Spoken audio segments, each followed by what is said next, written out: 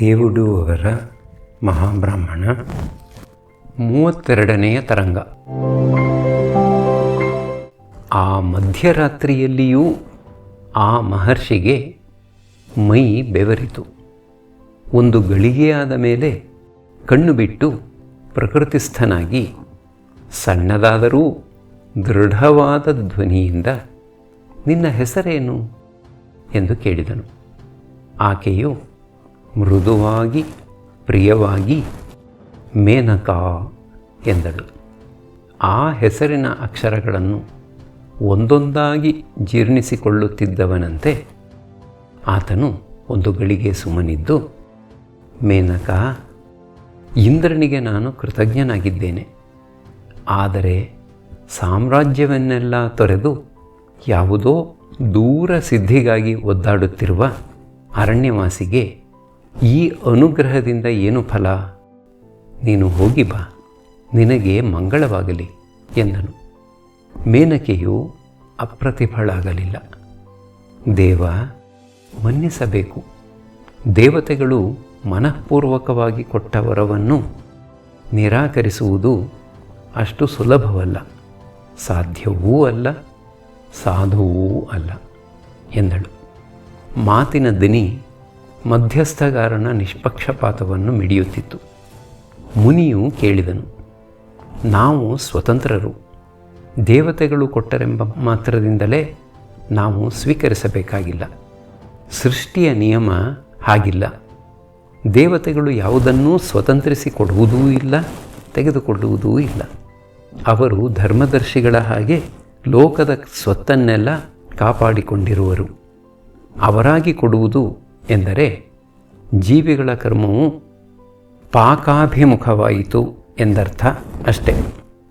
ವಿಶ್ವಾಮಿತ್ರನಿಗೆ ಏಕೋ ಅಸಮಾಧಾನವಾಯಿತು. ಸಣ್ಣಗೆ ಹುಬ್ಬುಗಂಟಿಕ್ಕಿ ವೈಮನಸ್ಯವನ್ನು ಸೂಚಿಸುವ ಸಣ್ಣ ದನಿಯಲ್ಲಿ, ಹಾಗೂ ನಾವು ಬೇಡವೆಂದು ಹಠ ಹಿಡಿದರೆ ಎಂದನು. ಮೇನಕೆಯು ಸಣ್ಣದಾಗಿ ನಕ್ಕು ಕೈ ಮುಗಿದು, ದೇವ, ಮನ್ನಿಸಬೇಕು. ದೇವಯೋನಿಗಳಾದ ನಾವು ಮನುಷ್ಯರಿಗಿಂತ ಕೊಂಚ ಹೆಚ್ಚು ದೂರ ಭವಿಷ್ಯವನ್ನು ನೋಡಬಲ್ಲೆವು. ಅದರಿಂದ ಮುಂದೆ ಏನಾಗುವುದೆಂಬುದನ್ನು ಬಲ್ಲೆನಾಗಿ ಇಂದು ವಾದಿಸಿ ಮುಂದೆ ವಿರಸಕ್ಕೆ ಎಡೆಕೊಡುವ ಸಂದರ್ಭವನ್ನು ತಂದುಕೊಳ್ಳಲಾರೆ. ಈ ವಿಷಯವನ್ನು ಕೂಲಂಕಷವಾಗಿ ಚರ್ಚಿಸಬಲ್ಲವರನ್ನು ಕರೆಯುತ್ತೇನೆ, ಅಪ್ಪಣೆಯಾಗಬೇಕು ಎಂದು ಪ್ರಾರ್ಥಿಸಿದಳು. ವಿಶ್ವಾಮಿತ್ರನಿಗೆ ಮನಃಕ್ಷೋಭವಾಗಿದೆ. ಆಕೆಯ ರೂಪ ಸೌಂದರ್ಯಗಳು ಆ ಬೆಳದಿಂಗಳಿನಲ್ಲಿ ಅರ್ಧಾರ್ಧವಾಗಿ ಕಾಣುತ್ತಿದ್ದರೂ ಲೋಭದಿಂದ ಶತ್ರುವಿಗೆ ವಶನಾಗಿ ತನ್ನ ಅರಸನನ್ನು ಶತ್ರುವಶ ಮಾಡಲು ಸಿದ್ಧನಾಗಿರುವ ದಳಪತಿಯಂತೆ ಕಣ್ಣು ಸೋತು ಮನಸ್ಸನ್ನು ಪರವಶಗೊಳಿಸಲು ಸಿದ್ಧವಾಗಿದೆ. ಸುರಮ್ಯ ಸಂಗೀತಕ್ಕಿಂತ ಹಿತವಾಗಿರುವ ಆ ದನಿಯನ್ನು ಕೇಳಿ ಕಿವಿಯು ಮನಸ್ಸನ್ನು ಒಪ್ಪಿಕೋ ಎನ್ನುವಂತಿದೆ. ಆಕೆಯ ಕಡೆಯಿಂದ ಎರಚಿದಂತೆ ತರಂಗವಾಗಿ ಬರುತ್ತಿರುವ ಆ ಅಲೌಕಿಕ ಸುಗಂಧವನ್ನು ಆಘ್ರಾಣಿಸಿದ ನಾಸಿಕವು, ನೀನು ಒಲಿಯದಿದ್ದರೆ ನಾನಿಲ್ಲಿಂದ ಎದ್ದು ಹೊರಟು ಹೋಗುವೆನು ಎಂದು ಮನಸ್ಸಿನೊಡನೆ ಹಠ ಮಾಡುವಂತಿದೆ. ದೇಹವು ಆ ದೇಹದ ಅಮೃತ ಸ್ಪರ್ಶವನ್ನು ನೆನೆದು ಮಾತು ಸಾಕು, ಒಣ ಮಾತಿನ ಜಂಭ ಬಿಟ್ಟು ಉಪಚಾರಕ್ಕೆ ಮುಂದೆ ನುಗ್ಗು ಎಂದು ಮನಸ್ಸಿಗೆ ಆಜ್ಞೆಯುವಂತಿದೆ. ಸ್ವರ್ಗ ಸೌಂದರ್ಯದ ಸೀಮಾಭೂಮಿಯಾದವಳು ತಾನಾಗಿ ಒಲಿದು ಬಂದಿರುವಾಗ ಬೇಡವೆನ್ನುವ ದಿಟ್ಟತನಕ್ಕಿಂತ ಅವಿವೇಕವುಂಟೆ ಎಂದು ಮನಸ್ಸೇ ಮೊಕ ಮುರಿಯುವಂತಿದೆ. ಬುದ್ಧಿಯೊಂದು ಮಾತ್ರ ವಸಿಷ್ಠ ವಾಮದೇವರನ್ನು ಅನುಲಕ್ಷಿಸಿ ನಿನ್ನ ಸಿದ್ಧಿ ಅದು ಇದಲ್ಲ ಎಂದು ಹಠ ಹಿಡಿದಿದೆ. ವಿಶ್ವಾಮಿತ್ರನು ಏನು ಹೇಳಬೇಕೋ ತಿಳಿಯದೆ ಮೇನಕೆಯ ಮಾತಿಗೆ ಪ್ರತಿಯಾಡಲಾರದೆ ಹ್ಞೂ ಅಂದು ಅಪ್ಪಣೆ ಕೊಟ್ಟಿದ್ದಾನೆ. ಕೂಡಲೇ ಇಬ್ಬರೂ ಕಾಣಿಸಿಕೊಂಡು ಕೈ ಮುಗಿದರು. ಮುನೀಂದ್ರನು ಯಾರು ಎಂದು ವಿಚಾರಿಸಬೇಕು ಎಂದುಕೊಳ್ಳುವಷ್ಟರಲ್ಲಿ ಬಂದವರಲ್ಲಿ ಒಬ್ಬನು ಮುಂದೆ ಬಂದು, ಮಹರ್ಷಿಗಳಿಗೆ ವಂದನವು. ಈತನು ಕಾಮದೇವನು, ನಾನು ವಸಂತನು, ಈತನ ಆಜ್ಞಾರಾಧಕನು ಎಂದು ಕೈ ಮುಗಿದನು. ಕಾಮದೇವನು ವಿನಯದಿಂದ ಕೈ ಮುಗಿದನು. ವಿಶ್ವಾಮಿತ್ರನು ಅನವಹಿತನಾಗಿ ಸಂಪ್ರದಾಯದಂತೆ ಅರಸುಗಳಿಗೆ ಆಶೀರ್ವಾದ ಮಾಡುವ ಪದ್ಧತಿಯಂತೆ ವಿಜಯೀಭವ ಎಂದನು. ವಸಂತನು ತುಂಟತನವೇ ಆದರೂ ಅಪ್ರಿಯವಲ್ಲದ ರೀತಿಯಲ್ಲಿ ಸಣ್ಣ ನಗೆ ನಕ್ಕು, ನಮ್ಮ ಅರಸನು ದೀರ್ಘ ಸಮರಕ್ಕೆ ಸಿದ್ಧನಾಗಿದ್ದನು, ಇಷ್ಟು ಸುಲಭವಾಗಿ ಗೆಲುವಾಗುವುದು ಎಂದಿರಲಿಲ್ಲ ಎಂದನು. ಮುನೀಂದ್ರನು ಅವಹಿತನಾದನು. ವಸಂತನ ಮಾತು ಅರ್ಥವಾಗದೆ, ಹಾಗೆಂದರೆ ಎಂದನು. ವಸಂತನು, ದೇವ, ನಾವು ಇಲ್ಲಿ ಬಂದಿರುವುದು ಇಂದ್ರನ ಅಪ್ಪಣೆಯನ್ನು ಪಾಲಿಸುವುದಕ್ಕೆ, ಮೇನಕಾದೇವಿಯನ್ನು ತಮಗೆ ಒಪ್ಪಿಸುವುದಕ್ಕೆ. ನಮ್ಮ ಅರಸನನ್ನು ತಾವು ವಿಜಯೀಭವ ಎಂದು ಆಶೀರ್ವದಿಸಿದಿರಿ. ಸ್ವಾಮಿ ಕಾರ್ಯವಲ್ಲದೆ ಇನ್ನೇನೂ ಬೇಕಾಗಿಲ್ಲದ ನಮಗೆ ಯಾವ ವಿಜಯವು ಅಭಿಮತವೋ ತಾವೇ ಯೋಚಿಸಿ ಎಂದನು.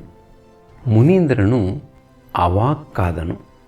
ಆ ಸೋಲಿನಿಂದ ಮನಸ್ಸಿಗೆ ಪ್ರಿಯವಾಯಿತು, ಬುದ್ಧಿಗೆ ಒಗರಾಯಿತು. ಇನ್ನೂ ಬುದ್ಧಿಯ ಅಧಿಕಾರವೇ ಇತ್ತಾಗಿ ಮತ್ತೆ ಮಾತನಾಡಿದನು.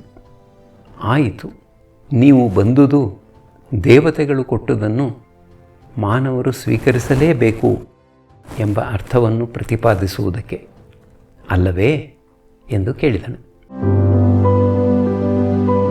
ಕಾಮದೇವನು ನಕ್ಕು, ವಿಶ್ವಾಮಿತ್ರ, ನೀನು ವಿಶ್ವಮಿತ್ರನೆಂದು ಒಪ್ಪಿಕೊಂಡಿರುವೆ.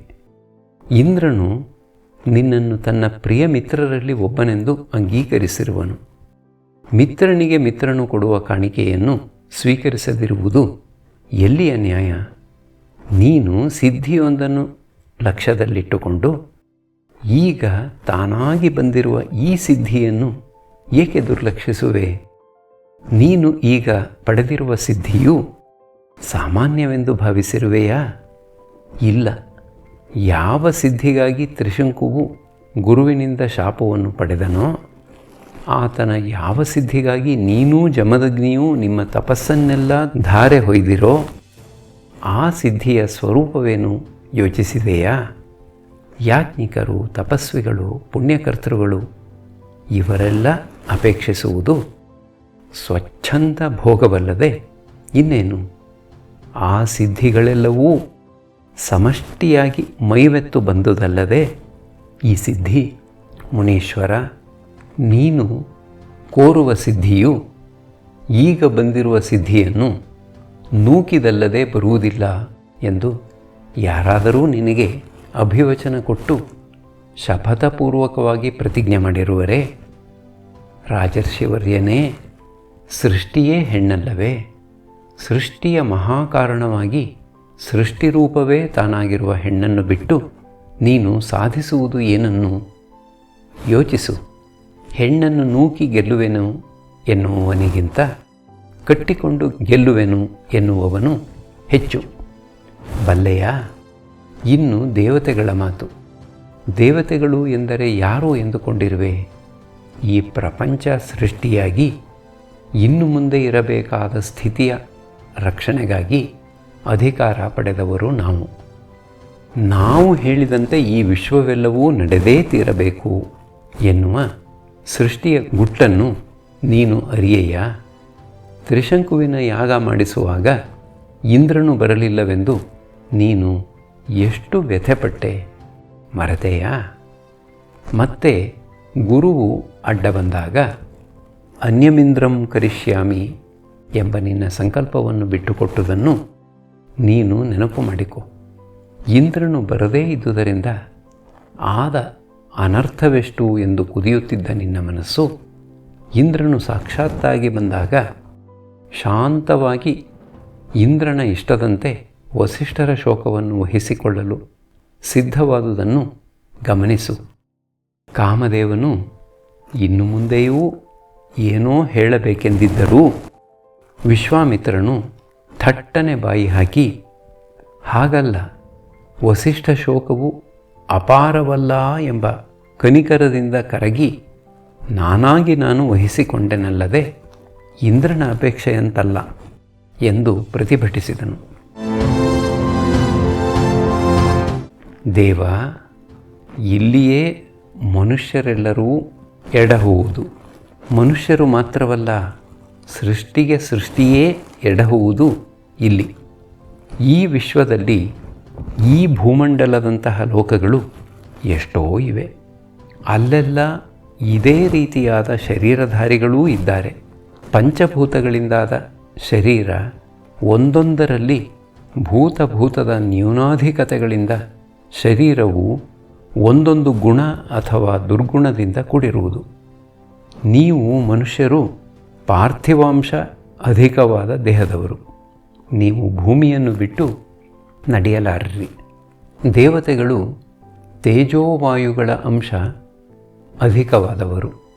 ಭೂಮಿಗಿಂತ ತೇಜೋವಾಯುಗಳು ಶ್ರೇಷ್ಠವು.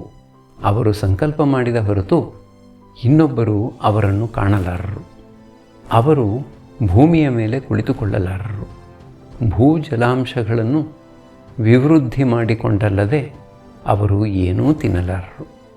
ಬಲ್ಲೆಯ, ಹೀಗೆ ಏನನ್ನೂ ತಿನ್ನದೆ ಕೇವಲ ದರ್ಶನ ಮಾತ್ರದಿಂದಲೇ ತೃಪ್ತರಾಗುವ ದೇವತೆಗಳ ವಶದಲ್ಲಿ ಈ ಚರಾಚರವೆಲ್ಲವೂ ಇರುವುದು. ಇದನ್ನು ಮರೆತು ನೀನು ನನ್ನ ಸಂಕಲ್ಪದಿಂದ ನಾನು ಕಾರ್ಯ ಮಾಡಿದೆ ಎಂದುಕೊಂಡರೆ ಅದು ನಮ್ಮ ಪ್ರಭಾವ.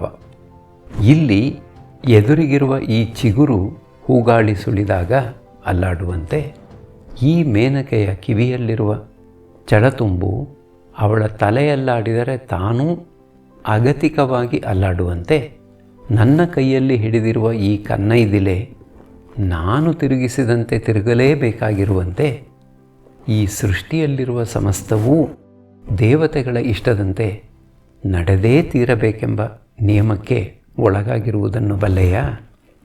ಆದರೆ ದೇವತೆಗಳು ಪ್ರತ್ಯಕ್ಷ ಪ್ರಿಯರಲ್ಲ, ಪರೋಕ್ಷ ಪ್ರಿಯರು. ಎದುರಿದ್ದು ಹೇಳಿ ಕೆಲಸ ಮಾಡಿಸುವುದು ಅವರ ಪದ್ಧತಿಯಲ್ಲ. ಮೇಲಿನಿಂದ ಬರುತ್ತಿರುವ ನದಿಗೆ ಒಂದು ಸಣ್ಣ ಅಡ್ಡಿಯನ್ನಿಟ್ಟು ನದಿಯ ಹಾದಿಯನ್ನೇ ಬದಲಿಸುವ ಶಿಲ್ಪಿಯಂತೆ ನಿನ್ನ ಮನಸ್ಸು, ನಿನ್ನ ಬುದ್ಧಿ, ನಿನ್ನ ಅಹಂಕಾರಗಳ ಹಿಂದೆ ಇದ್ದು ನಾವು ಕೆಲಸ ಮಾಡಬಲ್ಲೆವು. ಆದರೂ ಎದುರು ಬಂದುದೇಕೆ ಎನ್ನುವೆಯಾ? ನಿನ್ನಿಂದ ಸೃಷ್ಟಿಯ ಒಂದು ಕೆಲಸ ಆಗಬೇಕಾಗಿದೆ. ಅದಕ್ಕಾಗಿ ನಿನ್ನ ಅಹಂಕಾರ ಬೆಳೆಯಬೇಕು. ಅಹಂಕಾರವು ಬೆಳೆಯಲು ಭೋಗ ಬೇಕು, ಅನುಭವ ಬೇಕು. ಬೆಳೆದ ಅಹಂಕಾರವೇ ಮಹತ್ ಕಾರ್ಯಗಳನ್ನು ಮಾಡಬಲ್ಲುದು. ಅದರಿಂದ ಅಹಂಕಾರವು ಬೆಳೆಯಲೆಂದು ವಿಚಿತ್ರ ಭೋಗಗಳನ್ನೂ ವಿಚಿತ್ರಾನುಭವಗಳನ್ನು ದೇವತೆಗಳು ಒದಗಿಸುವರು. ಅದನ್ನು ಅರಿಯದೆ ಲೋಕವು ದೇವತೆಗಳು ತಪೋಭಂಗ ಮಾಡಿದರು ಎನ್ನುವುದು. ಹೌದು ಹೌದು, ನೀನು ಏನು ಯೋಚಿಸುವೆ ಎಂಬುದು ನನಗೆ ತಿಳಿಯಿತು. ನನ್ನ ಪ್ರಭಾವವು ನಿನ್ನ ಒಳಗೂ ಇದೆ ಎಂಬುದನ್ನು ತೋರಿಸುವುದಕ್ಕಾಗಿ ನಾನು ಈ ಮಾತನ್ನು ಹೇಳುವೆನು. ವಿಶ್ವಾಮಿತ್ರ, ಹಾಗಾದರೆ ಭೋಗಾನುಭವದಿಂದ ತಪೋಹಾನಿಯಾಗುವುದಿಲ್ಲವೇ ಎಂದು ಸಂಶಯಪಡುತ್ತಿರುವೆಯಲ್ಲವೇ? ನೀನು ಪ್ರಾಣೋಪಾಸಕ.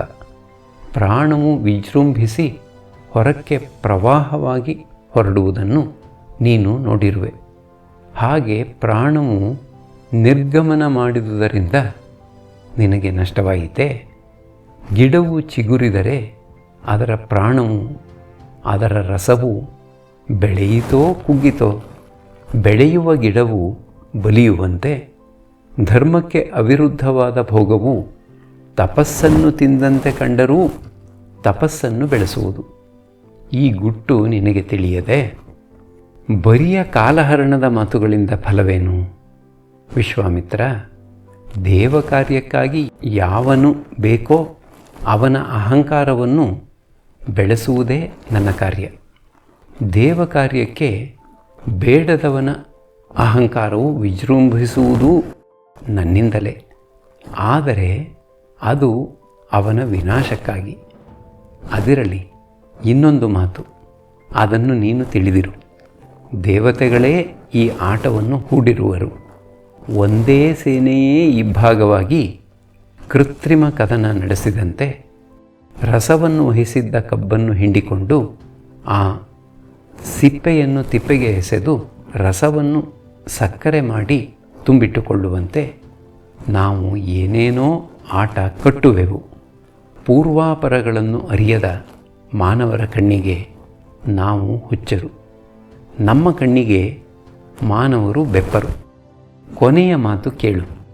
ಅಹಂಕಾರವನ್ನು ಅಳೆಯುವುದೊಂದು ಸಾಧನವಿದೆ. ಅದು ಆನಂದವನ್ನು ಅನುಭವಿಸಬಲ್ಲ ಯೋಗ್ಯತೆ. ಈ ಯೋಗ್ಯತೆಯು ಎಷ್ಟು ಎಂದು ಗೊತ್ತು ಮಾಡುವುದಕ್ಕಾಗಿಯೇ ನಾವು ಭೋಗವನ್ನು ಕೊಡುವುದು. ಸೋಮರಸಪಾನದಿಂದ ಮತ್ತೇರಿದಾಗಲಲ್ಲವೇ ಇಂದ್ರನು ಮಹತ್ಕಾರ್ಯಗಳನ್ನು ಸಾಧಿಸುವುದು. ಸೋಮರಸವು ಔಷಧಿ ವರ್ಗದಲ್ಲಿ ಕಾಣಿಸಿಕೊಂಡಾಗ ಸೋಮಲತೆಯಾಗುವುದು. ಮಾನವ ದೇಹಕ್ಕೆ ಇಳಿದಾಗ ಸ್ತ್ರೀಯಾಗುವುದು. ಬೆಳೆಯುವ ಬೀಜಕ್ಕೆ ಗೊಬ್ಬರವು ಎಷ್ಟು ಅವಶ್ಯಕವೋ ಅಹಂಕಾರ ವಿವೃದ್ಧಿಗೆ ಸ್ತ್ರೀಯೂ ಅಷ್ಟೇ ಕಾರಣಳು. ಅಷ್ಟೇನು, ನೀನು ನಿನ್ನ ಪ್ರಾಣೋಪಾಸನೆಯನ್ನು ಕಲಿತುದು ಆಪೋದೇವಿಯರ ಅನುಗ್ರಹದಿಂದ ಅಲ್ಲವೇ? ಬ್ರಹ್ಮಾಂಡಕ್ಕೆ ಅಧಿಷ್ಠಾನವಾಗಿರುವ ಶಕ್ತಿಯು ರುದ್ರ ರೂಪವಾಗಿ ಪ್ರಸನ್ನವಾಯಿತು. ನೀನು ವಸಿಷ್ಠರನ್ನು ಸುಟ್ಟು ಉರುಹುವೆನೆಂದು ಹೋದೆ. ಆಪೋದೇವಿಯರ ಅನುಗ್ರಹವಾಯಿತು. ತ್ರಿಶಂಕುವನ್ನು ಉದ್ಧರಿಸುವೆನು ಎಂದೆ. ಇದನ್ನು ಪರ್ಯಾಲೋಚಿಸು. ಇದೋ ನಮಗೆ ಕಾಲಾತೀತವಾಗುತ್ತಾ ಬಂತು. ತಿಂಗಳು ಪಡುವಲಿಗೆ ಇಳಿದು ಬೀಳುವ ಹೊತ್ತಾಗುತ್ತಾ ಬಂದಿದೆ. ಇದೋ ನೋಡು, ಬೆಳದಿಂಗಳನ್ನು ಹಿಡಿದು ಎರಕ ಹೊಯ್ದಂತೆ ನಿಂತಿರುವ, ತಾನು ಹುಟ್ಟಿರುವ ಬಿಳಿಯ ಸೀರೆಗಿಂತಲೂ ಬೆಳ್ಳಗಿರುವ ಇವಳನ್ನು ಮಡದಿ ಎಂದು ಅಂಗೀಕರಿಸು. ನಿನ್ನ ಶಾಸ್ತ್ರವಾಸನೆಯು ತೃಪ್ತವಾಗುವಂತೆ ಇದೋ ನಾನು ಪ್ರದಾನ ಮಾಡುವೆನು. ವಸಂತನು ಪುರೋಹಿತನಾಗುವನು. ಈ ದೇವಮಾನವ ಸಂಬಂಧದಿಂದ ಜಗತ್ತು ಎಷ್ಟು ಉಪಕೃತವಾಗುವುದು ಎಂಬುದನ್ನು ನೀನೂ ಕಾಣುವೆ ಎಂದನು. ವಿಶ್ವಾಮಿತ್ರನು ಮರು ಮಾತನಾಡಲಿಲ್ಲ ಅಥವಾ ಮಾತನಾಡುವ ಪ್ರಯತ್ನವನ್ನೂ ಮಾಡಲಿಲ್ಲ. ವಸಂತನು ಪ್ರದಾತೃ ಪ್ರತಿಗ್ರಹಿತೃ ಇಬ್ಬರ ಅನುಜ್ಞೆಯಿಂದ ಮದುವೆಯನ್ನು ನೆರವೇರಿಸಿದನು.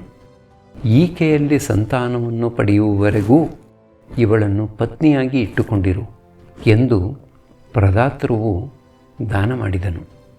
ದೇವತಾ ರಹಸ್ಯಗಳು ನನಗೆ ತಿಳಿಯುವುದಕ್ಕೆ ಇವಳು ಸಹಾಯವಾಗಲಿ ಎಂದು ವಿಶ್ವಾಮಿತ್ರನು ಪ್ರತಿಗ್ರಹ ಮಾಡಿದನು.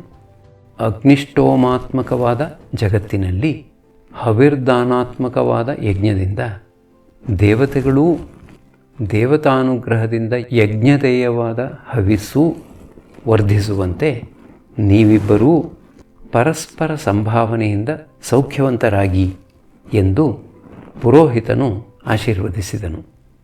ಚತುರ್ದಶಿಯು ಮುಗಿದು ಪೂರ್ಣಿಮೆಗೆ ದಾರಿ ಬಿಟ್ಟುಕೊಡುತ್ತಿರುವ ಸುವೇಳೆಯಲ್ಲಿ ತಪಸ್ವಿ ಜನರೆಲ್ಲ ನಿತ್ಯ ಕಾರ್ಯಗಳಿಗೆಂದು ಉಪ್ಪವಡಿಸುವ ಶುಭ ಮುಹೂರ್ತದಲ್ಲಿ ಮರಬಳ್ಳಿಗಳೆಲ್ಲವೂ ಬರುತ್ತಿರುವ ಉಷಾದೇವಿಗೆ ಸಂತೋಷದಿಂದ ಹೊಸ ಹೂಗಳ ಅಂಜಲಿಯನ್ನು ಎತ್ತುವ ಮಂಗಳ ಕಾಲದಲ್ಲಿ ಮೇನಕಾ ವಿಶ್ವಾಮಿತ್ರರ ಮದುವೆಯಾಯಿತು.